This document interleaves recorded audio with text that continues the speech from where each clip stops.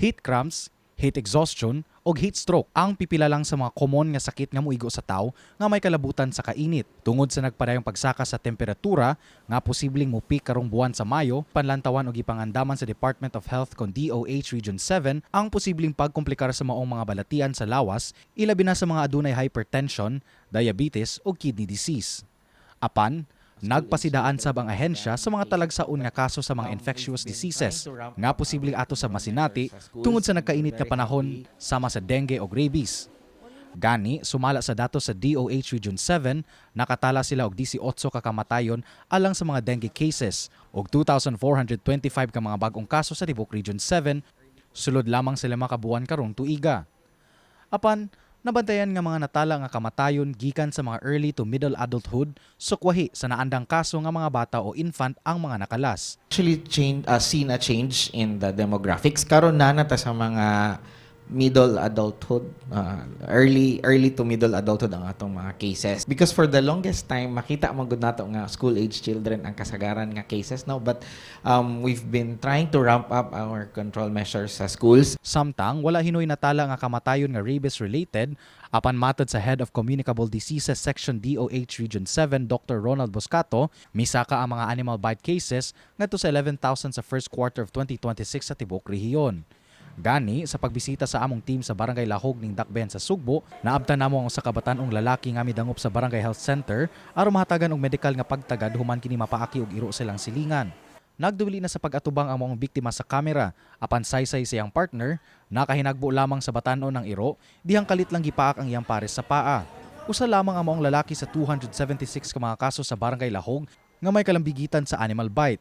Samtang laing 15 sab ilang na record nga nagpositibo sa dengue sulod sa buwan sa Hulyo ngadto sa Marso. Nunot niini, isip usa sa labing dako nga barangay sa Dakbayan sa Sugbo, alerto og nagpadayon na ang pagpangandam sa ilang lokal nga kagamahanan aron malikayan ang paggrabe sa mga kaso. Sa among pagbisita sa maong dapit, nakahinabi namo ang barangay captain nga si Hazel Muanya Empleo, di niyang gipaambit ang ilang mga inisyatibo batok sa kaso sa dengue o rabies.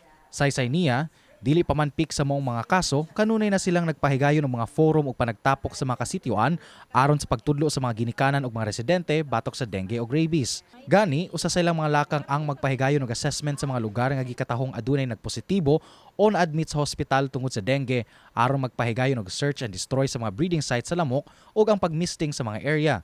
Pag mag-expect dito nga pangusgan gyud nato labi na ani nga mga buwan nga ting-uwan. And also sir kanang naman sa tay mga mandated nga mga kuan kanang program sa DILG like the kalinisan. O naaman na siya sir niya. Kanam na siya mga napud tay mga napoy support ug napoy tabang nga nagikan gud sa ato mga city leaders ug sa ato yung mga lumulupyo ana diya nga dapit. Apan unsa man ang relasyon sa kainit sa panahon sa pagsaka sa kaso sa dengue ug animal bite. Sumala ni Dr. Boscato, bisan pa man sa pagkunhod sa supply sa tubig, musaka gihapon ang gidaghanon sa mga lamok tungod sa mga pinondong tubig. Samtang ang pagsaka sa mga kaso sa animal bites, epekto sa mas taas o dugang kalihukan sa katawhan gawas sa panimalay. Dili lang mabantayan no nga nagkadaghan ng lugar nga walay taro nga supply sa tubig, and so the most common response sa household is to store water.